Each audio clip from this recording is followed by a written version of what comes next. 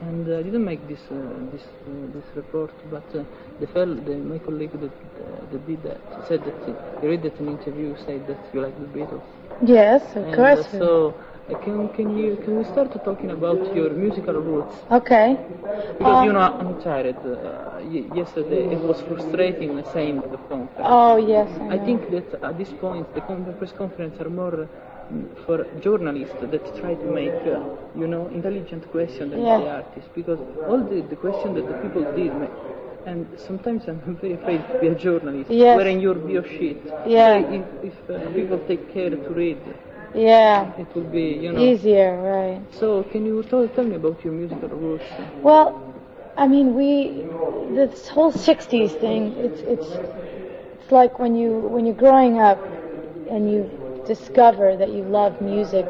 That first, it's just like your first girlfriend or your first boyfriend. It's the same kind of thing. It's like we sort of have a love affair with '60s music because the first rock music that we loved as children, really. And I'd say that those sounds do affect our songwriting and our sense of harmony and our sense of melody. And Let It Go sounds like Let It Go. And even for me as a singer, the singers that I think I admire the most in many ways were some of the female vocalists and also the male groups, the way that the sort of energy in a John Lennon vocal or Paul McCartney vocal. Which were your favorites? I loved songs like, I like the early and middle Beatles. You're talking about the Beatles specifically? No, I was going to say that the female vocalists of the '60s, like Dusty Springfield, Dionne Warwick, Petula Clark, thank you, people like that. Oh no, I wanted Cafe au lait. Cafe au lait. Those people, I really admired their sort of interpretation, the sort of drama of the way they sang, but also the sort of the energy and the drama of songs like, I Feel Fine, She's a Woman, Help, Hard Day's Night, and Your Bird Can Sing. I love that sort of thing too. So I try to combine, both those things in the Bangles. And also, the other thing was that by the time we were old enough to really, the '60s music is what we heard on the radio. My mother bought the Beatles records. I mean, they were her records, really. She bought them for us, but, when I was old enough to buy records was the '70s, and I was listening to James Taylor. I had every Joni Mitchell record, and those kind of people. And now I'm rediscovering people like Patsy Cline, Tammy Wynette, a lot of the great country singers too. It's funny because some of these people are not past. I mean that they were great yesterday. They are great today. Probably they will be great even tomorrow. Yes. But apart of this musical influence, I mean, how these people? I'm trying to say, how do you start?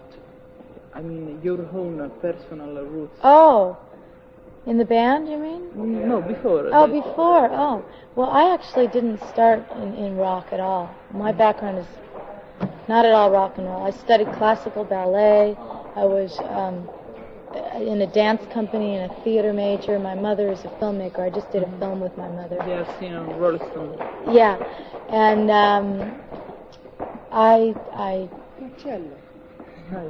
my roots were really in those other things rather than rock and roll. I didn't get an electric guitar until college, until I went to college.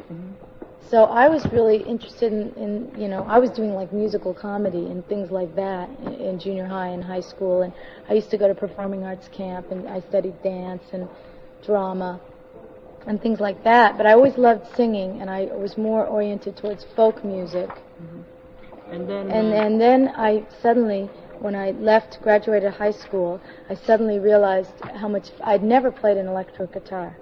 I was more oriented towards these other things, and I was also really interested in film too. But I had a friend that we tried to start a band, and I became interested in rock and roll. But really, it wasn't until I met Vicky and Debbie that I really got into my first rock band. So I came to it late in life. You found it relatively late in life. Yeah, we started the band in 1976, actually, when we were in school, and very young and playing parties and other schools and things like that. And it was always, again, it was always something that we. Yes, I asked you when you decided to form the band. Right. And I was telling you about how we started playing, how Debbie and I started playing together about 10 years ago, actually.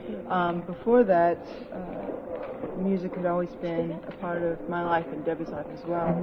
And I've been playing guitars and writing songs since I was 9. So it was always there, that and performing in a new way, dancing, performing in local theater groups and things like that. The first name was the Bang. No, they were in bands before that. We had different names. We had about 47 names, and I won't go through them all, before we became the Bangs. The Bangs really were like Vicky and Debbie were the nucleus of these bands that started, and then the actual Colors, Bangs to Bangles happened with me and Annette joined the band. Right. I'll tell you what happened is that Debbie and I were working with an idea in mind of the kind of music that we loved and wanted to do, being 60s music with a lot of harmonies. We would do Holly's songs and Paul Revere and the Raiders songs in our set, but we always worked with other musicians who didn't quite understand that. When we met Susanna, we found a comrade in spirit, someone who really understood that and had the same and sort could of sing love. sing in harmonies. Yeah, the other two we were missing the other voice. Yeah, and that's what we found when we found Susanna, someone who loved the Seeds and Arthur Lee and Love and the Beatles and the Byrds as much as we did, but who could sing great and sing harmonies with us great, and it just worked. The whole sound just worked. Finally came together. You had to change the name because I heard there was another group. Yeah. Would you? Out of New Jersey. Yes. Did you bother to change the name? And No. Are you glad now to be Bangles? I think we're finally used to it. I still like the Bangs better. I like the Bangs a lot. Still like the Bangs better, to tell you the truth. I like the Bangles. And It's grown on me. you did a lot. You did a big bang in the last Big year. Bang Theory. Yeah, and are you happy? How is going your group at this point? We're real happy with the success. I think we're anxious to get to start writing new songs real soon. We're getting a little impatient about that, and hoping for a single that's written by a Bangle member. Actually, we have one now. We new do, one. True, finally. Yay. Walking down the street, finally. Yes, but in the new album you mentioned, are you going to write new material? Oh, definitely. We're starting. But I mean, no, only your composition, or there will That's hard to say. Probably, or probably a member of the band. If it's with an outside writer, at least be one or two members of the band. We really want to make it ours. And Molto bene. You look great, Debbie. What's your car? Why did you put the Hoodoo Gurus on the box list? because as you can see, there are all things or stuff referred to Bruce. The things that he likes, Did he ever mention that he likes the Gurus? Did Bruce say he liked the Hoodoo Gurus? I guess so. Yay! What were we talking about? About the name. We were talking about Some of you were telling me that you like the new name, Bangles. And probably she said that Bangles. she likes... I said I like Bangs better. Yeah, so did I. Bangs. I like Bangles. I like Bangs better.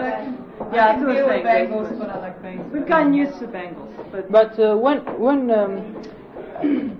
I think that everybody, when decided to form a band, have a sort of ideal band in his mind. Would you call this one the band of your dreams? Basically, yes, definitely. I mean, because it was. And if it's not, we continue to try to make it. Yeah, better we're and always better. working. It's like getting married. You meet someone, you fall in love, you get married, you try to build a life that you've always dreamed about since you were a little kid. There are problems, there are rocky spots, but you keep working on it. You work on to understand each other to make the relationship work. Same with a band. When the basic feel is right, which it is with us. We have similar tastes in music, similar goals. you came from another band, right? I came from 14 Lots of different bands. Last one was Show Children or something. Show Children. That was one of them. Yeah. And you replaced another. You had another bassist before. Annette. Yeah. Annette. And do you think do you had some problem to join the Bangles?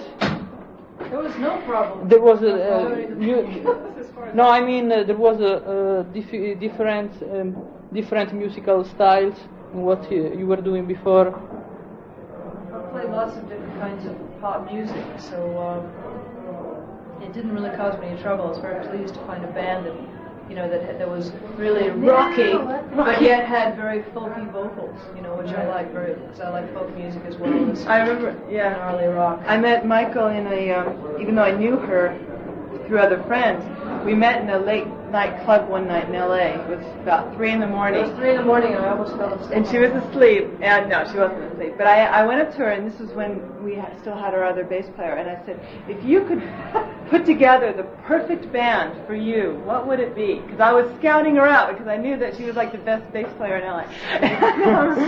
And you know, I was feeling her out, man. And what did you say, Michael? I said, well, it would be the Yardbirds with Sandy Denny singing. Yeah, she said the Yardbirds are like Fairport Convention vocals, and I said, ha, this one is for us. So it was great. Do you think you improved since your first EP? You did the first one was on faulty production. Yes. I think we've gotten so much worse. No, I'm just kidding. Just kidding. No, but because well, a lot of things improved since then, not just our playing and singing and arranging, but hopefully, but also the production value on that EP was very small. Everything was small. We just plugged in our amps and played. Because I like all over the place. I think it's the same sound. Probably now you have more something carefully recorded, sort of. Same yeah, sound. but probably now you're a little bit more commercial. But I'll explain what I mean. Yes. I mean that you are you try to pay more attention to the song that because you understand that they have to be broadcast by radio and the people must. Hear it clearly. But the difference is we did go in to the studio when we were making Different Light and deciding intentionally to make a record that sounded good on radio. Mm-hmm. That was intentional. We don't have the intention to try and mold or change our sound to fit radio, like it is possible to do and other bands have done. We just try to make the best record we can with the songs we have, making it sound good on radio. Mm-hmm. And I'm a bit surprised that a song like Walk Like an Egyptian was an hit, because Manic Monday is a good song for FM. Yeah. But Walk Like an Egyptian... It's weird. Yes. It's a weird song. Uh-huh. But some people say that the video, even at the press conference yesterday, helped a lot. I think that helped a lot the fact that someone can whistle it. You know? It's catchy. It's got a great. People do. I mean, you notice even after we finished. Even after we finished doing a rehearsal, you know, people, the crew whistles. They either go do that or they go. One of the other catches is a melodic hook. And it's also a danceable that. thing too. It's danceable because in the video there's people in New York just basic Joe Schmo on the street doing a little Egyptian walk, so it's very danceable. I think people pick up on that too, that part. We were talking before about the new album that you were going to start, and sometimes I thought that you already started to write songs for the album. Yeah. And can you explain how is your approach about songwriting? Because, write me if I'm wrong, she's the only one who has a solo credit. On the last album. On the last not album. On the first album. Yeah, but I think I wanna know your way to write song. Do you write a song fully and the other one help with the song, or do you sit together and write everything? We do it in all different ways. We do it in all different ways. There are some songs that are written just by one individual and completed by that individual. Debbie's got a song like that, Michael's got a song like that, I've got songs like that, Susanna's got songs like that. We have songs where we'll have half of a song, call up one of the other girls and say, I've got this song, can't think of a chorus, help me out. get together, finish it. We have songs like Let It Go, where we all sat in a room like this, all wrote it together, all threw out ideas. It was chaos, it was fun. Half an hour later, we had a song. You know, and there's just all these different ways of doing it. We like to write. It's important to us. It's a big part of the Bangles. And now that your album has been quite successful, while you're writing new song, do you feel a bit under pressure? I mean, don't you even think, just in your own mind, it must be better than the previous one? Well, I don't think you can go into a studio and decide ahead of time what the outcome is. So much happens while you're recording. You improve yourself at any time anyway. Yeah. You know, that's You try to improve your singing, your playing. everything you do. Singing, playing, writing, everything. That's just natural. So we're just, we're very critical of ourselves. So we just, we put so much pressure on ourselves that we're just going in and trying to make the best album that we can next time. And we won't let outside pressures really get to us. Because what's the point? You can't be creative under those. One last question. When do you think that the album will be out? Hopefully. In Europe, I'd say by late, Hopefully. either around Christmas time or first of the year. Oh. First of 88. Yeah, 88. yeah. So long. Well, I mean, we're touring, we're Yeah. working, This one, we're still working. So you will wait because I heard that you put even another single out after. Yeah, so there you go. So you'll wait until the album will go down. Walking Down the Street is already the new single in America and in most of Europe, not Italy, but... So what we plan on doing is spending the next couple of months at home in Los Angeles writing songs. And then we tour more. Hopefully getting into the studio whenever we can in between the tours that we're doing in the summer. Last time we met was in Sanremo, and Walk Like an Egyptian was going up in the European chart. And I remember that you told me that the next time you were going to do something different, because you weren't completely satisfied, because you said the next step will do something, all the album on our own material, and so you did this time. So the first question is, how was the gap between Different Light and this one and this album? How the work was in the studio after you have decided to do all your song by your own? Well, after Sanremo, we actually toured quite a bit. On the Different Light album, we released a few more singles, toured the U.S. again, and then we gave ourselves a little bit of time to write songs, because that was real important to us, for all four members to be able to really sit down and feel like she had a chance to write herself out, to write as much as she possibly could. So we did that. We rehearsed a little bit, went to the studio, spent about 4 months recording in the studio with David Sigerson, and came out with the album. So although it seems like it's been a long, long time, we've been working straight through. Yeah, we're very happy with the results, too. Did you feel a bit under pressure deciding to write all the material on your own? I mean, there was a great song on Different Light. There wasn't a single. There was Let It Go that I heard. That was written by your own. But all the other singles, like Manic Monday, were written by other people. Now, when you were in the studio deciding to write all the material on your own, did you feel a bit under pressure? This thing must be successful as the previous song. Well, there's always pressure, but I think instead of deciding, yes, we are going to write every single song on this album, we kind of let that thought sit aside and just tried to write as much as we could. And didn't put a concrete wall between us and outside writers. We just thought we're going to do our best. And as it's funny, probably as you were going to say, as it turned out, we liked the song so much we didn't need to look elsewhere for other songs. We ended up writing about 45 songs, all four of us, and so we already had so much to choose from, we didn't look outside at all.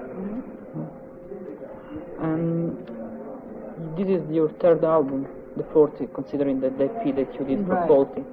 And are you happy of how the career was? You started from scratch, and so at this point, are you happy with how the things going? I think it's been a really steady, healthy climb. And it wasn't like the first album shot straight to #1, sold, 4 billion copies, and suddenly we're, under all this pressure. It was really actually a nice, steady climb for us throughout the world, and I'm real pleased about that. I think it's easier for all of us mentally to handle that, the slow climb, as opposed to, like Vicky said, the fast #1 success. But it's good because in this way, we keep learning and learning, and I think we keep getting more and more sophisticated in our playing and our writing, and we're just growing for all the world to see. Right, basically. and our audience is growing as well. They're getting to know the Bangles as a band, each individual. There's 4 very distinct personalities in the band. It's kind of hard to figure us out sometimes. Are we a rock band? What are we? And I think as we continue to record and perform, people get to know us better. Your sister. Yes. And as a group, you know each other from a long time.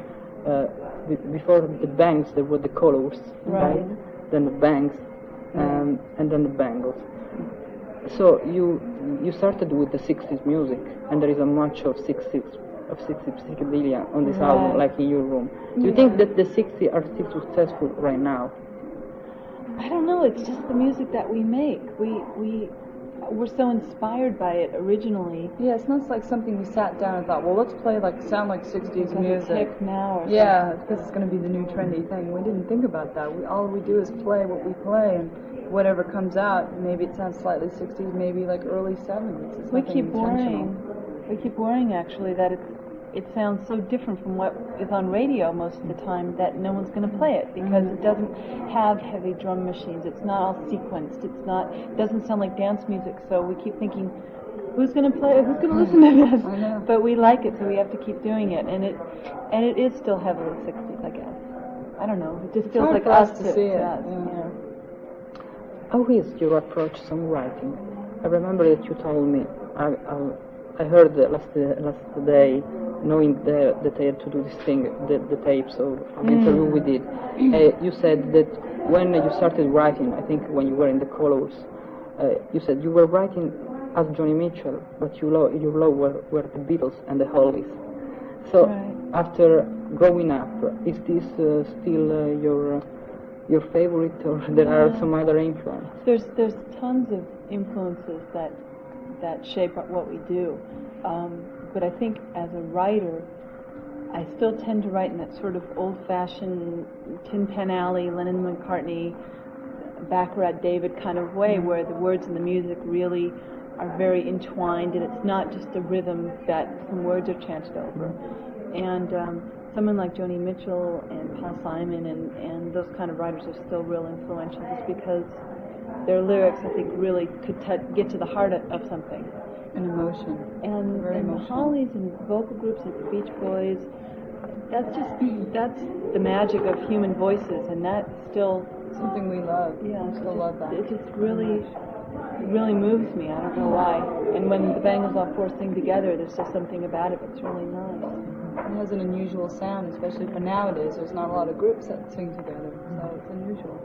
There's a song that you wrote on the album called Be With You. Yeah. They start with the same rumors of the Beatles, Sgt. Pepper's. Yeah, it kind of has that. Well, I think that was David Sigerson's sort of little fun thing. Winking at the Beatles. Yeah, it's a little tip of the hat to them. But how is your songwriting work in the studio? Do you work as a team, or you are very Lennon McCartney? Each one of you writes one song and then you put together. Well, a lot of different ways. Yeah, it works out differently. I think on this album it tended to be the Bangle, whoever wrote the song, would bring it into the rest of the girls and show it to us.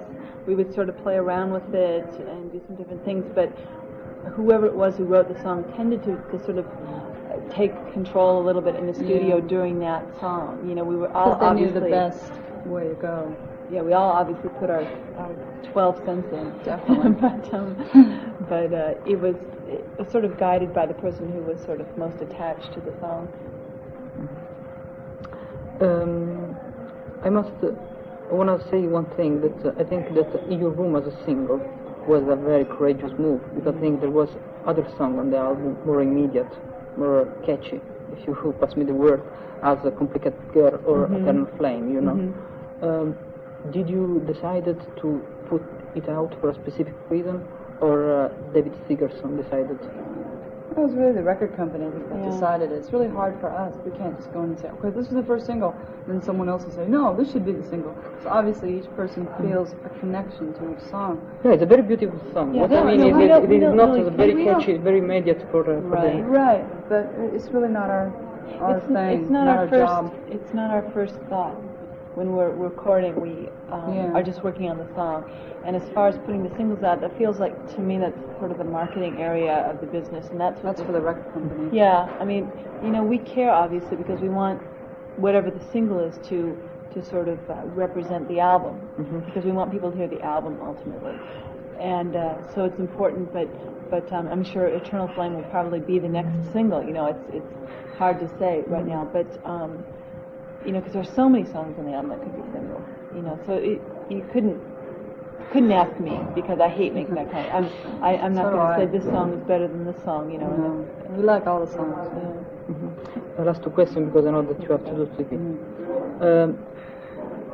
How do you think that it is much easier now via a female group doing rock? I mean, I've talked the other day with Lita Ford of the Runaways. Lita told me that when the Runaways came out, they were successful just in Japan. Then there were the Go-Go's. I don't like to comparison, but I want to explain the concept. The Go-Go's were successful just in the States. Now you are the first real female rock group that is famous international. Do you think that it took some time to accept this thing, I think, for the audience? I guess so. I guess it did. I mean, it's odd to see it from our perspective, because I mean, Debbie and I have been doing this for over 10 years, playing in a band with other women, and it just feels natural to us, and it doesn't feel like something that should be odd.